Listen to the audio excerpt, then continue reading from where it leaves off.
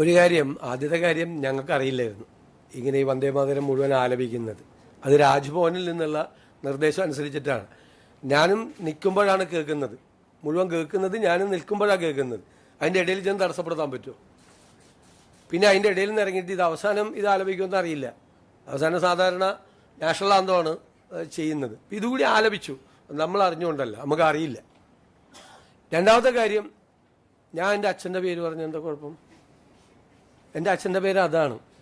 എനിക്ക് അമ്മയുടെ പേര് കൂടി പറയാത്തതിൽ സങ്കടമുണ്ട്. ഞാൻ MLA ആകുന്നതിന് മുമ്പ് മരിച്ചുപോയവരാണ് രണ്ടുപേരും. എൻ്റെ അച്ഛൻ്റെ പേര് കൂടി പറയണമെന്ന് പറഞ്ഞാൽ എൻ്റെ ഫുൾ നെയിം ഞാൻ വായിച്ചു. സാധാരണ അങ്ങനെയാണല്ലോ, ഇപ്പോൾ പാസ്പോർട്ടിൽ എഴുതുന്നത് അങ്ങനെയല്ലേ. എൻ്റെ അച്ഛൻ്റെ പേര് കൂടി ഞാൻ പറഞ്ഞു. അച്ഛൻ്റെ പേര് പറയാൻ വേണ്ടിയിട്ടാണ് ഞാൻ പറഞ്ഞത്. സത്യമായിട്ടും ആണെന്നേ. എനിക്ക് സന്തോഷമാണ്. നിറഞ്ഞ മനസ്സോടുകൂടിയല്ലേ പറയണത്. അവരെ ഓർക്കണ്ടേ മാതാപിതാക്കളെ. അമ്മയെ ഞാൻ മനസ്സിലും വിചാരിച്ചു. അച്ഛൻ്റെ പേരും പറഞ്ഞു. അമ്മയുടെ പേര് പറയാൻ സ്കോപ്പില്ല അവിടെ, അതുകൊണ്ടാണ്. ഇല്ലേ അമ്മയുടെ പേര് കൂടി പറഞ്ഞത്.